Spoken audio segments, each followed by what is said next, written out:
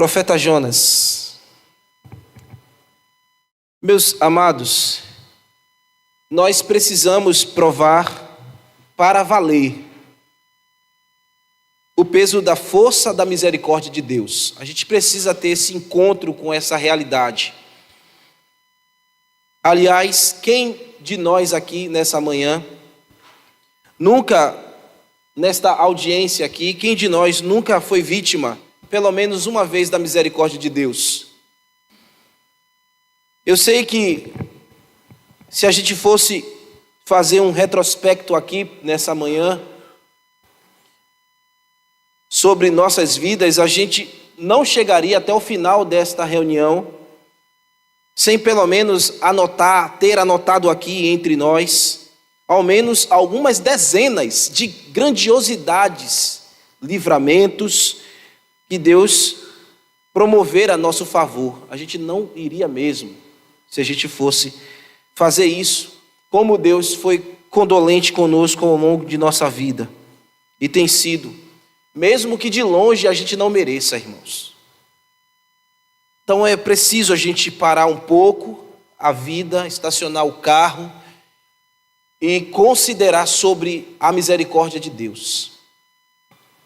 Eu estou falando daquelas coisas mais comuns, estou também falando daquelas coisas mais impactantes, e se nós juntarmos tanto uma quanto outras, a gente vai encontrar centenas de razões para a gente se maravilhar na graça e na misericórdia de Deus. Cada um de nós, cada um de vocês aqui, meus irmãos.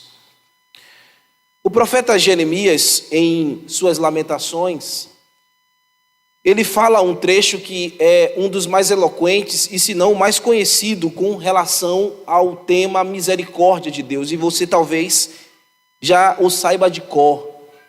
Ele diz: as misericórdias do Senhor são as causas de nós não sermos, porque as suas misericórdias não têm fim e elas se renovam a cada manhã. Grande é a tua fidelidade. A minha porção é o Senhor. Diz a minha alma, portanto, esperarei nele. Bom é o Senhor para os que nele esperam e para aqueles que buscam de toda a sua alma. Isso está lá em Lamentações capítulo 3, versículos 22 a 25. Então, meu querido irmão, você precisa ter na sua mente em vista que nosso Deus ele é inesgotável em misericórdia. Ele manifesta sempre em nossas vidas, na vida daqueles que amam a sua misericórdia, porque também é um atributo dele. Por que não tem fim essa misericórdia? Porque é um atributo divino. Deus concede e comunica a misericórdia a nós.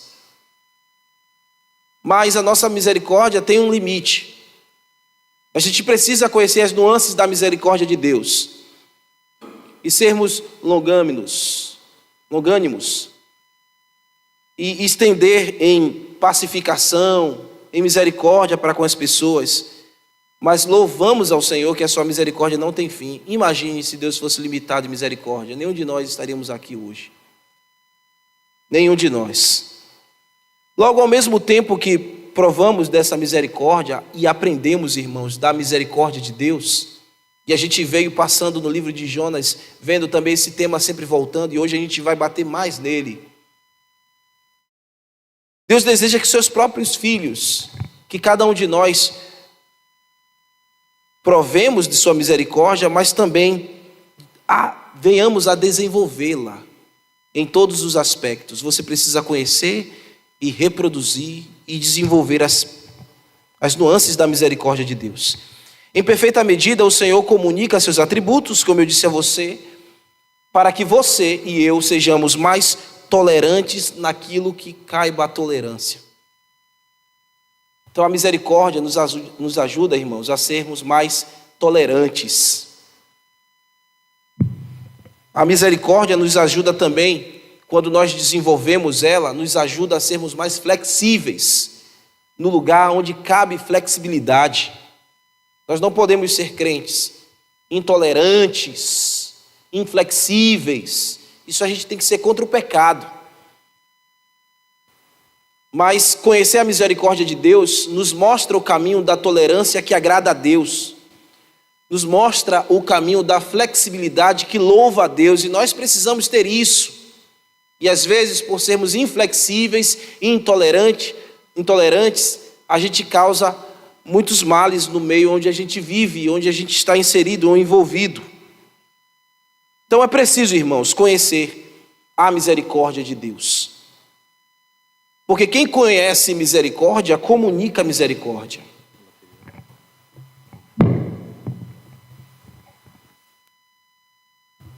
Obrigado, filho. Quem conhece misericórdia, comunica misericórdia, meus irmãos. Todavia, corremos o risco do profeta Jonas. Corremos o risco de conhecer a Deus em muitos dos seus aspectos, saber que Ele é misericordioso, mas não ter decodificado, sabe, irmãos, a essência disso que é misericórdia. Você só está aqui por causa da misericórdia. É a misericórdia de Deus que te tem sustentado. É a misericórdia de Deus que te viu pecador e lhe perdoou graciosamente em Cristo Jesus. Você não merecia, e nem eu, mas Ele nos sustentou aqui. É pela misericórdia que você tem uma família. É pela misericórdia que você tem um emprego, que você tem um trabalho, que você tem uma atividade. É pela misericórdia que você tem amigos, que você tem irmãos, que você tem uma igreja, que você tem um pastor. Tudo é misericórdia e graça de Deus em nossas vidas. Mas a gente corre o risco de Jonas, de passar de vez por estas coisas e não considerar esse fator tão importante na vida do cristão. Quem não tem misericórdia não consegue ser compassivo. Para nos aproximarmos mais das pessoas, a gente precisa ter misericórdia. Sabe, meus irmãos? Porque senão você vai colocar em xeque e de frente para o seu relacionamento, isso seja na sua casa, com seu marido, mulher, amigos, dentro da igreja, você vai colocar em xeque suas motivações em primeira instância. Você vai colocar suas interpretações muitas vezes descabidas para o momento. Você vai colocar às vezes o orgulho em primeira pauta, porque a misericórdia ainda não chegou ao seu coração com peso como deveria. E Jonas aqui é um homem orgulhoso. Jonas aqui mostra a falta da misericórdia em seu coração num reflexo religioso e legalista e étnico, a gente vai ver isso. E impedia com que ele olhasse para aquela multidão em Nínive com um olhar de misericórdia. Olhar para aquele povo de fato atroz, era um povo terrível, cruel, sanguinário, mas a misericórdia de Deus nos faz enxergar e atravessar, transcender essas coisas.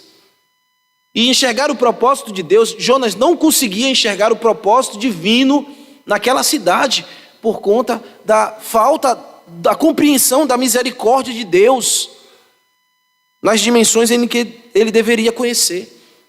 Oh, irmãos, isso é um perigo para nós. Que o Senhor nos ensine a considerar nesta manhã este tema, misericórdia. Conhecer a misericórdia de Deus é o nosso desafio. Provar a misericórdia de Deus, não somente no dia em que Ele nos mostrou que éramos pecadores, mas seguir conhecendo a Deus em sua misericórdia. Fiquem de pé comigo, vamos ler o capítulo 4. É o nosso último sermão expositivo em Jonas. Versículo 1 ao versículo 11. Com isso, desgostou-se Jonas extremamente e ficou irado. E orou ao Senhor e disse: Ah, Senhor, não foi isso que eu disse, estando ainda na minha terra? Por isso me adiantei fugindo para Tarsis, pois sabia que és Deus clemente e misericordioso, e tardio em irar-se, e grande em benignidade, e que te arrependes do mal. Peço-te, pois, Senhor, tira a minha vida, porque melhor me é morrer do que viver. E disse o Senhor: é razoável essa tua ira? Então Jonas saiu da cidade, assentou-se ao oriente da mesma, e ali fez uma armada e repousou debaixo dela à sombra, sobre até ver o que aconteceria à cidade. Então fez o Senhor Deus nascer uma planta, subiu por cima de Jonas, para que fizesse sombra sobre sua cabeça, a fim de o livrar do seu desconforto. Jonas, pois, se alegrou em extremo por causa da planta. Mas Deus, no dia seguinte, fez subir da alva, enviou um verme, o qual feriu a planta e esta secou. Em nascendo o sol, Deus mandou um vento calmoso, oriental. O sol bateu na cabeça de Jonas, de maneira que desfalecia, pelo que pediu para si a morte, dizendo: melhor me é morrer do que viver. Então perguntou Deus a Jonas: é razoável essa tua ira por causa da planta? Ele respondeu: é razoável a minha ira até a morte. Tornou o Senhor: tens compaixão de uma planta que te não custou trabalho, o qual não fizeste crescer, que nem uma noite nasceu e numa noite pereceu? E não hei de eu ter compaixão da grande cidade de Nínive, em que há mais de 120 mil pessoas que não sabem discernir entre a mão direita e a mão esquerda, e também muitos animais? Podeis assentar, irmãos. Senhor, pela misericórdia nós rogamos, aplique a tua palavra em nosso coração e nos ensine sobre este tema precioso. Finaliza esse livro, Misericórdia. A primeira cena, meus amados, contempla no primeiro verso, e eu chamei de desapontamento e ira. Ela nasce de um desdobramento direto da última cena, do último sermão. E esta última cena lá do último sermão, capítulo anterior, foi Deus salvando toda a cidade. Eu chamei aquela cena de uma cidade arrependida e um povo salvo. E esta cena aqui agora que a gente está vendo, este quadro que Jonas está descrevendo que ele viveu, que eu chamo de desapontamento e ira, acontece seguido à salvação de uma cidade inteira. O começo do verso, põe os olhinhos aí, começa dizendo assim: com isso o quê? Com isso, o resultado da sua pregação. O resultado da pregação de Jonas foi o arrependimento de toda uma cidade. A cidade inteira de Nínive convertera-se ao Senhor, do maior ao menor. Nós vimos isso. Do rei ao escravo, do nobre ao plebeu. Deus tinha urgência em salvar aquele povo, salvar aquela geração, e isso aconteceu. Na verdade, Deus não queria, no seu plano eterno, derramar sua ira sobre aquele povo, mas sim o seu favor misericordioso. E a ira de Deus, nós vimos que se afastou de Deus, e a gente viu ali o termo de Deus se arrependeu, você lembra? E eu expliquei a vocês que o profeta estava lançando mão e o rei também estava usando um argumento e uma figura de linguagem humana para mostrar que Deus, ele recolhe a sua ira na vida daqueles que se arrependem. Eu mostrei ainda um texto para vocês que Deus arma o seu arco para ferir, porque Deus, ele destrói mesmo o ímpio, impenitente do seu pecado, mas ele recolhe, ele retira o juízo daquele que se arrepende. E nós ficamos maravilhados ao ler que toda aquela cidade de fato foi alcançada. Ficamos extasiados, ficamos assim. E Jonas deveria ter ficado da mesma maneira. Imagine um pregador e a sua pregação teve o maior sucesso. Imagine essa casa cheia de ímpios que vêm ouvir o evangelho e no final da pregação, todos esses ímpios que vêm aqui se convertem ao Senhor. É um motivo de a gente se alegrar, mas Jonas não se alegrou. O texto diz, olhe para o texto, ele ficou desgostoso, desgostou-se Jonas extremamente e ficou irado. Que contramão, meus irmãos. Jonas ficou desapontado e furiosamente irado. Era como se o seu coração queimasse por um desejo. A frustração queimava o coração de Jonas em um desejo que ele visse toda aquela cidade fulminada. Enquanto Jonas pregava e dizia lá no capítulo 3, no versículo 4, ainda em 40 dias Nínive será subvertida. E nós vimos que essa palavra subversão aqui é Deus vai colocar essa cidade de cabeça para baixo. Ele vai revirar tudo isso. Jonas não contava com o arrependimento daquela cidade. O que Jonas queria é que aquele povo fosse banido. O que Jonas queria é que aquele povo cruel e ímpio fosse destruído completamente, que suas casas fossem queimadas, que seu povo, tanto do menor ao maior, ou do maior ao menor, fossem destruídos. Isso por causa da exclusividade étnica que Jonas reservava no seu coração.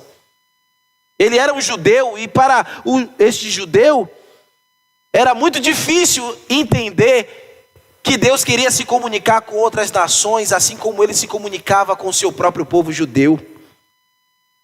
Jonas queria que todos os habitantes de Nínive fossem queimados, que nenhum escapasse. Onde é que está a misericórdia, irmãos? Aqui no coração deste homem. No entanto, enquanto Jonas tinha os ninivitas como seus inimigos étnicos, Deus tinha os ninivitas, ouvia os ninivitas com olhar piedoso e misericordioso. Enquanto Jonas desprezava aquele povo, o coração de Deus ardia por salvá-los. Enquanto havia um fogo no coração de Jonas por ver aquela cidade inteira destruída, o que ardia no coração de Deus, digamos assim, era o desejo de alcançar cada um ninivita. Isso é misericórdia em uma imensidão que a gente não consegue realmente mensurar. Porque, meus irmãos, logicamente, quando nós somos maltratados, quando nós somos apertados, ou alguém faz algo contra nós, acende muitas vezes uma ira e um furor dentro de nós. Uma ira e um furor consumidor. E se possível, a gente pensa e deseja até a morte daquela pessoa. Mas antes de a gente deixar que a ira domine o nosso coração e eleve nossos pensamentos para longe daquilo que Deus quer, a gente precisa provar o peso da misericórdia. Dentro disso, o que Deus pensa? Qual é a imensidão da misericórdia de Deus neste fato que eu estou vivendo? Nisso que meu coração está sendo machucado. Nisso que eu estou observando, nesse meu país, meu Deus, nessa dimensão colossal que existem tantas ideologias e tanto povo perdido. Como é, meu Deus, que este povo pode encontrar salvação no Senhor? A minha casa, meus filhos, meus irmãos, meu parente, meu marido, minha esposa, que tanto falo, que tanto prego, que tanto exponho ao evangelho, oh meu Deus, e que ainda não se abriu, que não aconteceu, mas como é que você vai ver a imensidão da graça e misericórdia de Deus? Se você julgá-los de primeira instância. Naquele dia, todos os ninivitas se arrependeram, receberam e provaram da misericórdia de Deus e do perdão e da graça. Jonas continuou bicudo, continuou sem entender o plano de Deus. E muitas vezes acontece exatamente isso conosco, meus irmãos. Fazemos uma leitura incorreta daquilo que Deus quer realizar ou que estamos passando. E o resultado pela leitura incorreta é ira no coração. É não compreender os planos divinos. Isso é a ausência da misericórdia. Ficamos ensandecidos. Perdemos as estribeiras muitas vezes. Às vezes as pessoas nos olham naquela agitação toda de alma e precipitação em atitudes que muita gente diz assim, nem parece que é crente. Nem parece que conhece a Deus. Mas por quê? Cadê a misericórdia? Que nesse ponto da sua vida precisa exalar, precisa ser vista por todos. E aí a gente fica decepcionado, nos decepcionamos indevidamente com Deus, como Jonas ficou. Ah, Senhor, não foi isso que eu sabia já que você iria fazer? Cuidado, meu irmão, para que você não peque dessa maneira. Purifique o seu coração no Senhor para que você não fique cocheando entre dois pensamentos, tendo dois pesos e duas medidas. A misericórdia do Senhor precisa estar presente em tudo em que você vive. E você tem que olhar em tudo a sua vida com um olhar de amor e de misericórdia. Não faça como Jonas, que em um momento orou de maneira majestal e misericordiosa. Você lembra no capítulo 2? Quando ele olha dentro do peixe, ora a Deus pelo sua misericórdia que havia ali alcançado. Você viu a oração que ele fez? Uma oração misericordiosa. Mas aqui agora, parece que ele não provou apenas momentaneamente essa misericórdia. E a gente, muitas vezes acontece isso, irmão.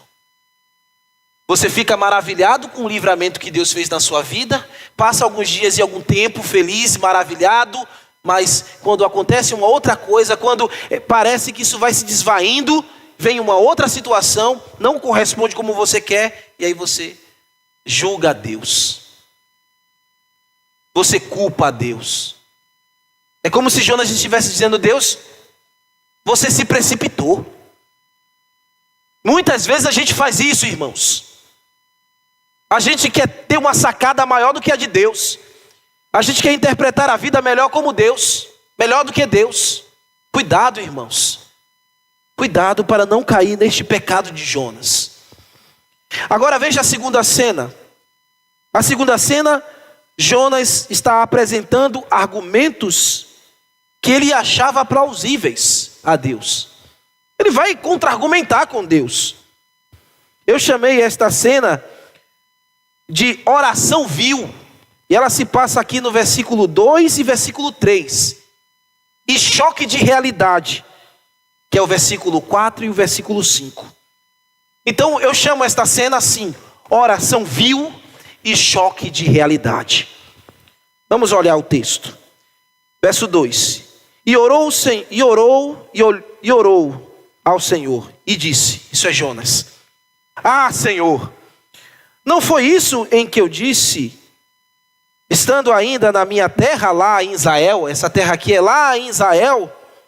Ele está em Nínive. E agora ele está lembrando, eu falei sobre isso ao Senhor lá em Israel em oração.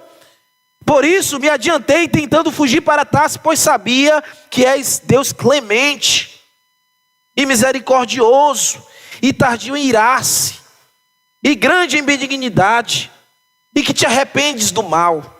Quando Jonas viu, meus irmãos, gentios adorando a Deus, vestindo pano de saco, sentando-se em cinzas, e batendo no peito e confessando os seus pecados, em um sinal de genuíno arrependimento, ao invés de ele fazer uma oração de agradecimento a Deus e de falar, oh Deus, obrigado, maravilhosa graça salvadora.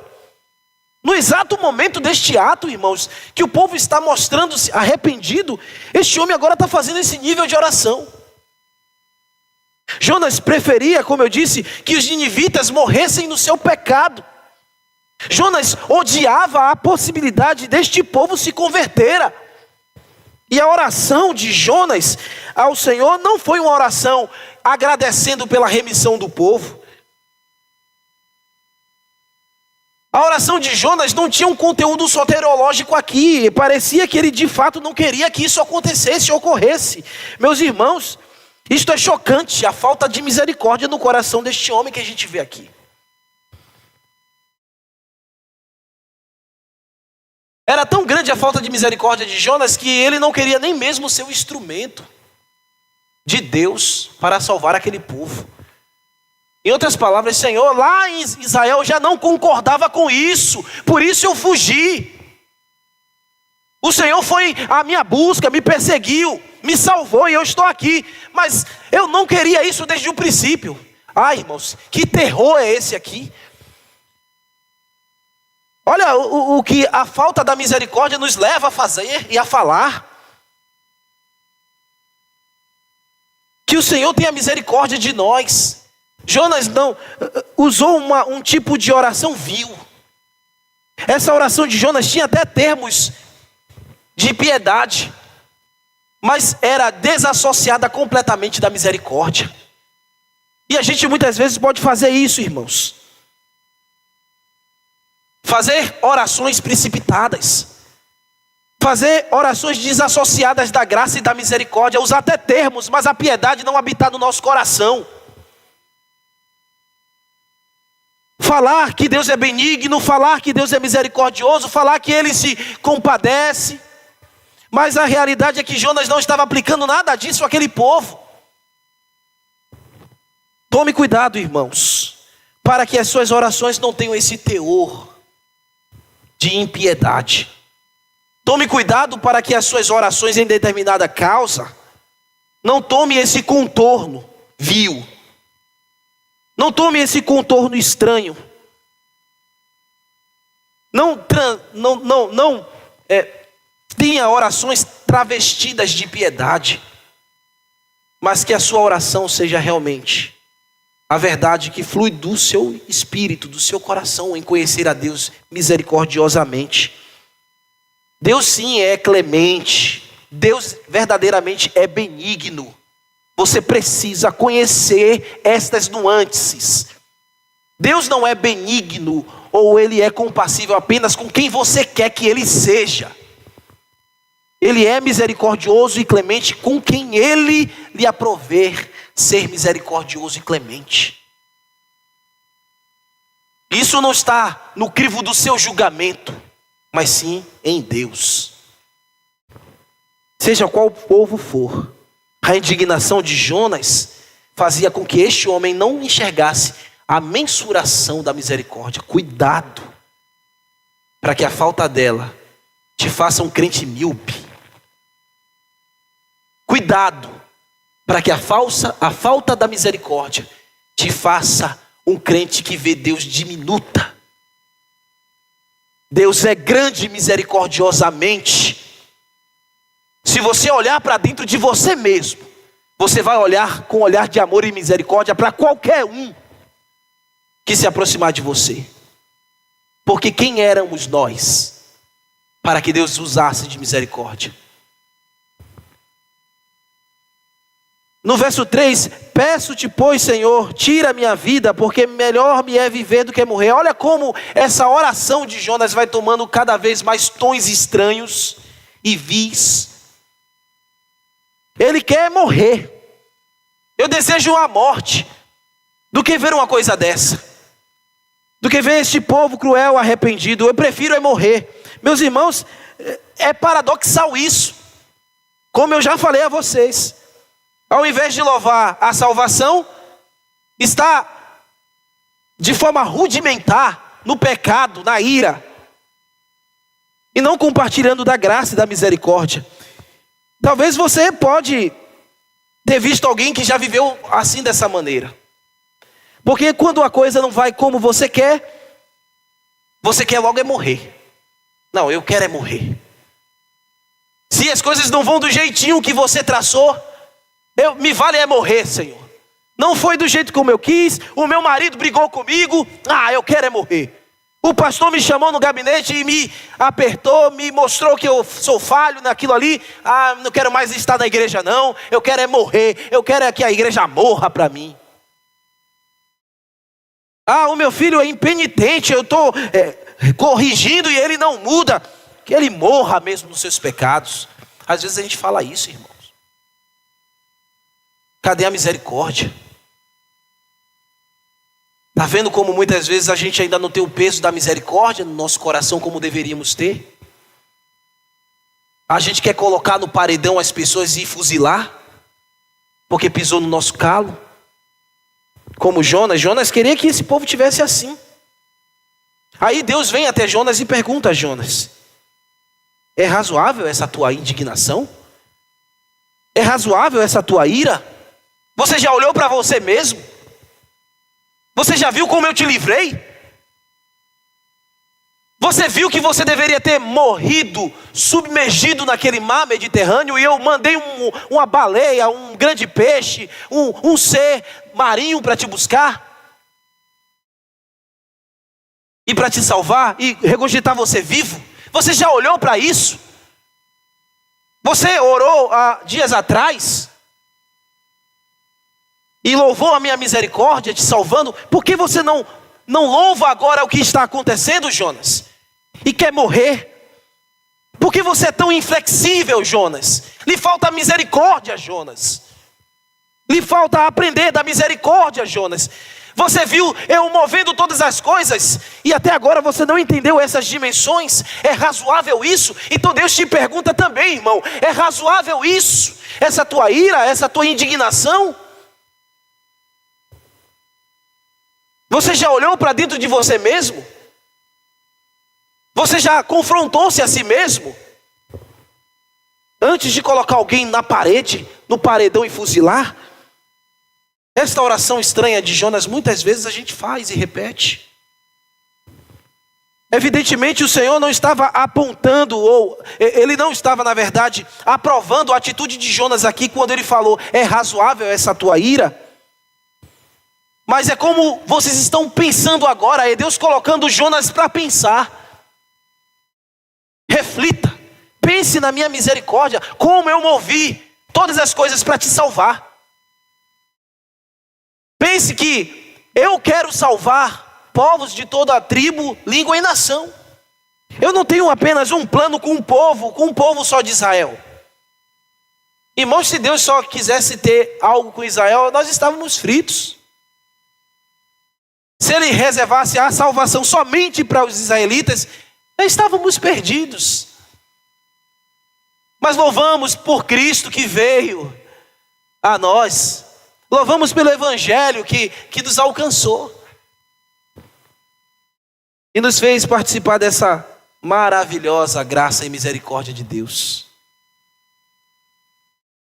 Jonas estava com o espírito tão descontrolado que não conseguia por si mesmo refletir nessas coisas que Deus estava fazendo. A falta da misericórdia faz a gente ficar assim, de espírito agitado, descontrolado, e não considerar as obras que Deus vem fazendo, as obras salvíficas de Deus. Verso 5. Então Jonas saiu da cidade, assentou-se ao oriente da mesma, e ali fez uma ramada e repousou debaixo dela, à sombra, até ver o que aconteceria à cidade. Irmão, você está vendo isso aqui? Mesmo Deus colocando esse homem para pensar, minha irmã Jerusa, ele não respondeu a Deus. É verdade, Senhor, eu estou errado. A gente faz muitas vezes isso. Ouve uma pregação, confronta, trava o coração e não diz, não baixa a cabeça para dizer: eu errei. E ir lá corrigir o erro, se arrepender, abraçar o irmão que há muito tempo você não relaciona, perdoar fulano, dar outra chance. Trava, porque está com o espírito agitado ainda. Travou ali, ó. Aí você sai e vai fazer uma ramada por aí, para ficar sentado pensando nos seus valores próprios sobre aquela questão. Jonas ficou ali sentado naquela armada que ele produziu para completar os 40 dias. Porque ele estava pregando: em 40 dias Nínive será subvertida. Ele sentou ali esperando ainda que Deus fosse destruir aquele povo. Olha, o texto está dizendo, no finalzinho ainda do versículo 5, até ver o que aconteceria àquela cidade. Ele ainda guardou no coração Deus pode fazer alguma coisa contra esse povo. Não é possível. Eu tenho razão em alguma coisa aí.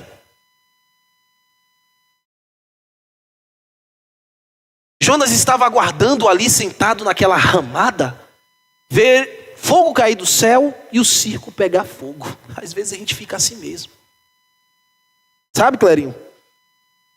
Então tome cuidado, meu irmão, para você não ficar na esquina da vida e montar uma ramada como que um abrigo, porque era um abrigo que Jonas fez, um abrigo provisório, só para esperar a banda passar. Só para ver o mar pegar fogo para você comer peixe frito. Tem gente que é assim, pela falta da misericórdia. Fica torcendo que o mal recaia sobre alguém. Alguém que te pisou. Eu ainda espero que Deus vai te julgar. Deus vai te punir. Deus vai pegar você que me pisou. Eu ainda espero que Deus julgue você. Deus vai te julgar. Meu irmão, isso não é uma atitude de crente, não. Não fique por aí armando um lugar para ficar de expectativa, vendo como os seus inimigos serão punidos por Deus. O crente, inclusive, foi chamado por Deus para amar, exercer misericórdia pelos seus inimigos, orando até por eles. Aqueles que nós julgamos ser nossos inimigos. Crente, ele ora. Crente vai até a pessoa que está com problema e ajuda. Crente celebra a vitória junto com aquele que está lutando. Crente chora com aquele que está chorando. Crente é para todas as horas, irmãos. Ele não monta uma ramada para ficar torcendo e esperando que Deus derrame sua ira. Crente ora e clama a Deus misericórdia. Se você me machucar, o meu dever é orar por você, é orar por ti. E não fazer orações estranhas contra você, meu irmão. Você pode me machucar. Nessa dinâmica de relacionamento isso acontece. Ainda mais no circuito de convivência na igreja. Às vezes acontece. Eu topo com você, você comigo, vocês entre vocês mesmos. Mas nessa hora, irmãos, o que tem que validar nossa relação é a misericórdia. E se porventura alguém lhe pisar, lhe machucar, se porventura alguma coisa te ferir, você precisa ir e orar e clamar a Deus a misericórdia do Senhor nessa amizade, nessa relação, nessa amizade. E não pedir a Deus que te puna, que puna fulano. Jonas fez a ramada para sentar e ficar dali observando. Quem sabe Deus vai enviar um terremoto e vai engolir todos dessa cidade. Quem sabe Deus vai enviar fogo do céu e vai queimar todo mundo, como fez lá com Sodoma e Gomorra. E a gente fica às vezes, sabe, o veneno escorrendo no canto dos nossos lábios. Irmãos, a gente não pode fazer isso. A gente precisa conhecer a misericórdia de Deus. Então, se você conhece a misericórdia de Deus, você vai ser o crente mais perdoador da igreja. Você vai ser a pessoa mais perdoadora do seu lar, do seu trabalho. Não fique armando estruturas como observatórios na expectativa de ver o fracasso de ninguém.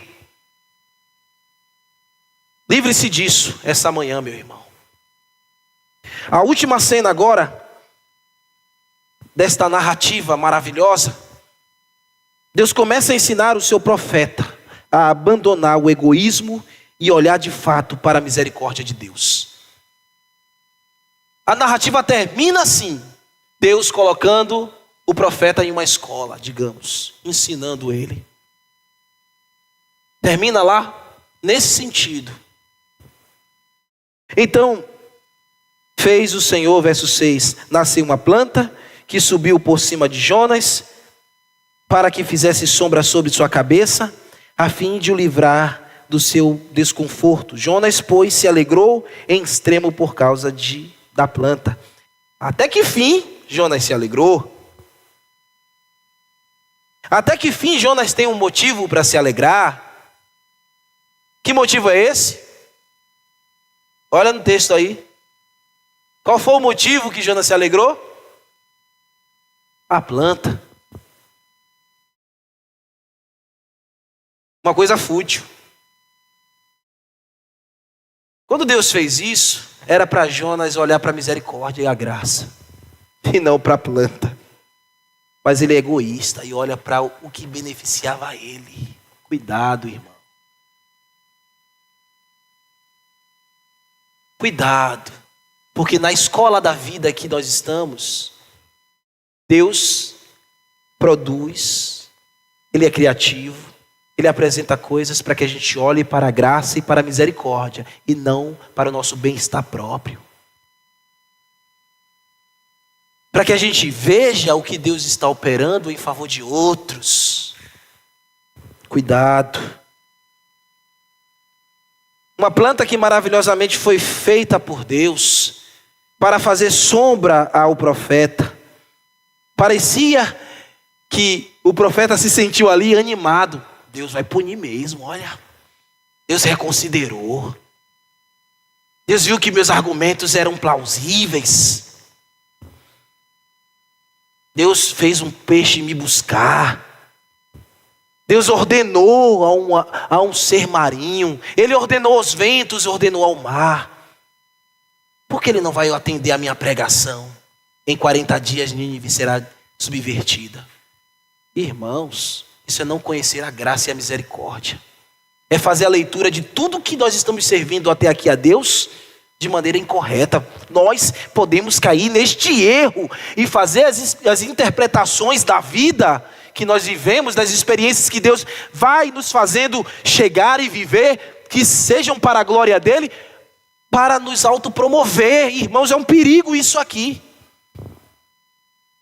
Nada que você tem ou que Deus te dará é para o seu bem somente. Tudo é por graça e misericórdia, irmãos. E tudo é para abençoar alguém também.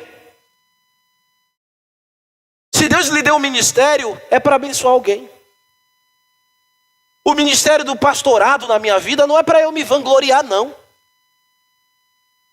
Não é para eu vir aqui bonitinho e achar que sou melhor do que ninguém, porque eu não sou melhor e nem sou maior do que ninguém aqui.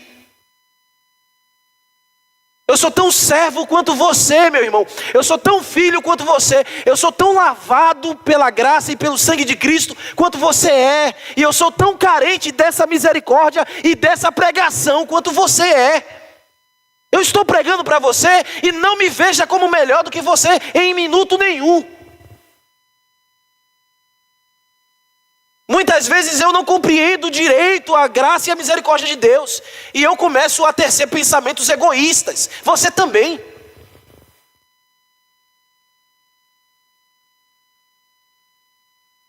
A gente faz leituras erradas, irmãos. Interpretamos muitas coisas de maneira natural, carnal. Precisamos nos converter muitas vezes. Muitas vezes, sempre. E o louvável está aí, irmão. É você olhar daí, de onde você está sentadinho. E eu estou aqui nessa plataforma somente porque é mesmo uma questão estética, é mesmo uma questão de comunicação. Mas eu sou como você. Sou pecador como você. E posso fazer leituras como você faz também. E como você faz, como eu faço. Por isso precisamos provar do peso e da misericórdia de Deus. Cada um de nós aqui. A pregação é maior que o pregador. A mensagem é maior do que eu. É maior do que você. E isso é que aponta que nós estamos no caminho certo. Não pense que toda essa reflexão de Jonas, eu fiquei à parte de tudo isso. Estou com vocês. Eu estava com vocês no ventre do peixe. Eu estava com vocês no barco, se despedaçando. Eu estava com vocês lá em Jope. Eu estava com vocês no retorno de Jope. Eu estou com vocês em Nínive. Estamos juntos, irmãos, aprendendo da misericórdia de Deus. E porque não tem melhor aqui que ninguém, nós precisamos realmente nos amar e nos ajudar mutuamente. a alegria de Jonas era egoísta. Porque ele olhava somente para si mesmo. Ele alegou o seu próprio benefício para si. Por que então ele não se alegrou com o benefício de todo aquele povo?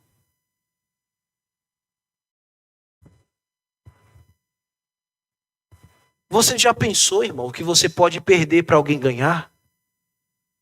E que isso é nobre? Você já pensou que você pode até morrer para que alguém viva? O que Jesus disse? Não tem maior amigo do que este de dar a vida pelo seu amigo. Você já considerou que na vida, na estrada da vida, você perde e ganha? Que você não vai viver ganhando o tempo todo? Que é isso, pastor? É verdade, irmão. Sua própria vida lhe mostra isso. Você não acertou o tempo todo. Eu não acerto em tempo inteiro. Por isso precisamos conhecer a misericórdia de Deus. Que nos dias que a gente errar, a gente se recolhe em Deus, em arrependimento, em contrição, na escola, na faculdade de Cristo.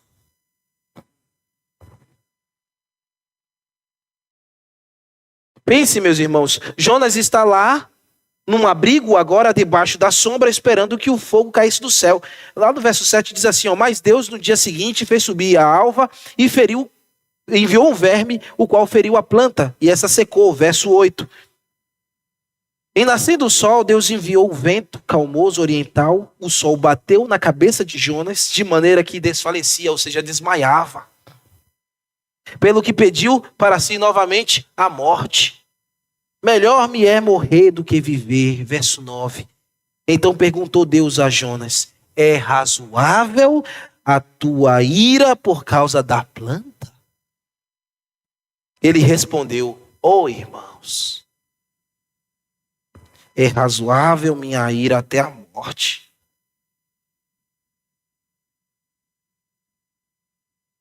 A gente não pode ser esse aluno não, viu, irmãos? A gente não pode ser esse aluno não. Duro de coração. Olha como Deus está sendo misericordioso. Deus poderia fulminar Jonas pela audácia dele, pela prepotência dele. Responder Deus assim, quem sou eu? Olha, a gente não responde um filho piedoso, não responde mal um pai. Imagine o seu Deus. É razoável a minha ira até a morte. Isso mesmo, Deus. Ainda não estou pronto para viver isso, não. É isso mesmo, Deus. Eu ainda não estou pronto para perdoar, não. Me feriram demais. Eu ainda não tenho capacidades para fazer isso, não. Então, é razoável a minha indignação até a morte. Que isso, irmão? Cuidado.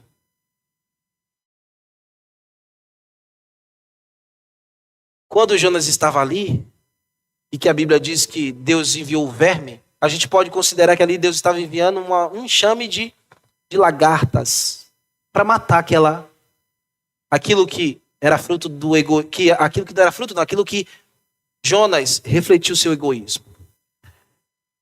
Mas aí você viu que Deus enviou um vento calmoso, mas esse vento fazia o quê? O sol queimava a cabeça de Jonas e ele desfalecia. Aqui era um evento que acontecia naquela época.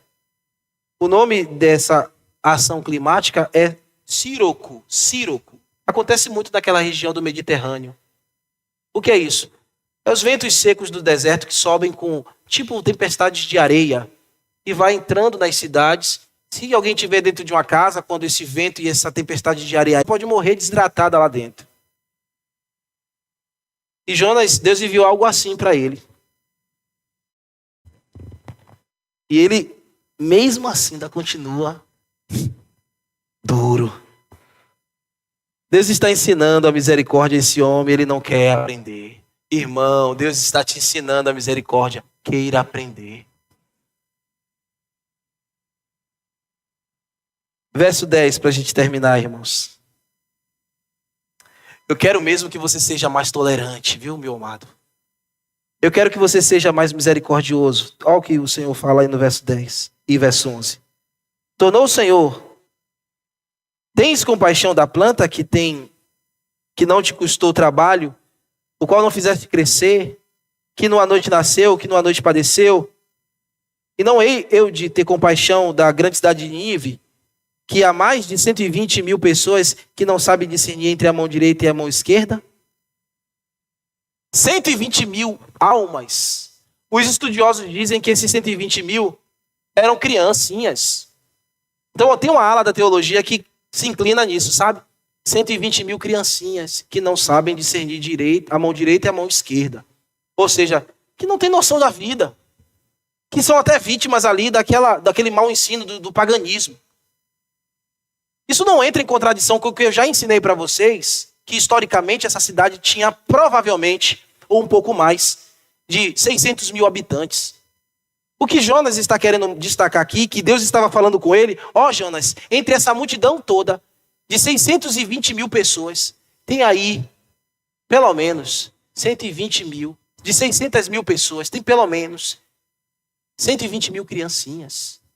E você não está mostrando nem compaixão a estas.